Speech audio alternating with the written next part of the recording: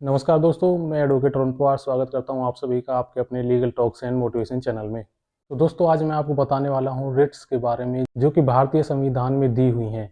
तो दोस्तों, मैं आपको बताऊंगा आज की वह कितने प्रकार की रिट होती हैं जिनके जरिए दोस्तों हम सीधे हाई कोर्ट और सुप्रीम कोर्ट में जाकर के एक पिटीशन फाइल कर सकते हैं। दोस्तों, बहुत ही सिंपल वे में आज मैं आपको ये बताने वाला हूँ। तो चलिए वीडियो को शुरू करते हैं। सीधे तौर पर ना तो हाई कोर्ट में और ना ही सुप्रीम कोर्ट में कोई भी व्यक्ति सीधा जा सकता है।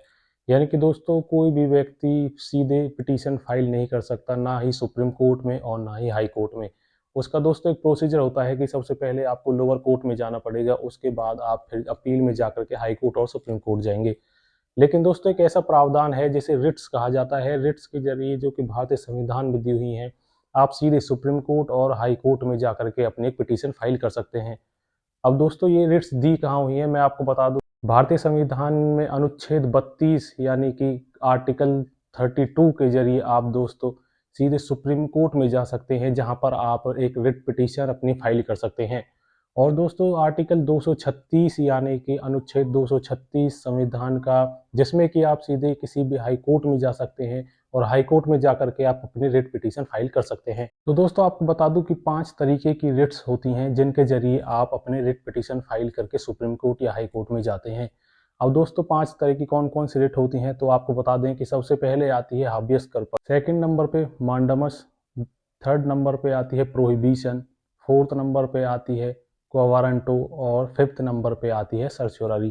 तो दोस्तों, ये 5 तरीके की रिट होती हैं। तो चलिए इन्हें जानते हैं कि ये क्या क्या होती हैं। तो दोस्तों, जो सबसे पहली रिट है वह है हाबियस कॉर्पस।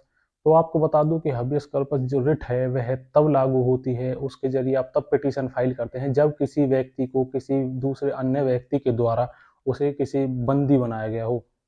यानी कि दोस्तों, जब किसी व्यक्ति को इलीगल कस्टडी में डाला जाता है, इलीगल अनलॉफुली उसे पकड़ा जाता है और पकड़ के रखा जाता है, तो दोस्तों आप हाई कोर्ट या सुप्रीम कोर्ट में इस रिट के जरिए जा सकते हैं, जिसके जरिए कि सुप्रीम कोर्ट या हाई कोर्ट उस व्यक्ति को ऑर्डर देता है जिसने किसी व्यक्ति को बंदी बना रखा है, पकड़ रखा है, कि वह उसे यहाँ लाए और यहाँ ला करके पेश करे और अपना रीजन रखे कि उसने उसे क्यों पकड़ा है।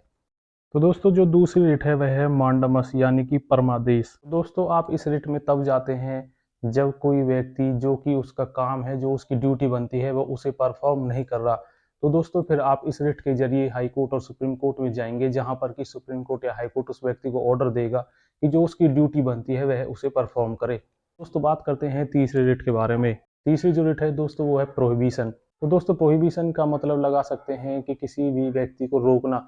यानी कि कोई व्यक्ति जब अपने जो कि उसका क्षेत्र है, जो उसका जुरिडिक्शन है, उससे बाहर जाकर के वह काम करता है, तो दोस्तों इस रिट के जरिए उसे रोका जाता है कि वह जो उसकी जुरिडिक्शन बनती है उसी के अंतर्गत रह करके काम करे, अपने जुरिडिक्शन के बाहर जाकर के काम ना करे। तो दोस्तों, मोस्टली ये रिट तब फाइल होती है जब कोई लोअर कोर्ट अपने जुरिडिक्शन से बाहर जा करके कोई काम करता है, तो वहां पर ये इस रिट के जरिए लोअर कोर्ट को डायरेक्शन दी जाती है कि वह अपने जुरिडिक्शन के अंतर्गत रह करके काम करे, जुरिडिक्शन के बाहर जाकर काम ना करे।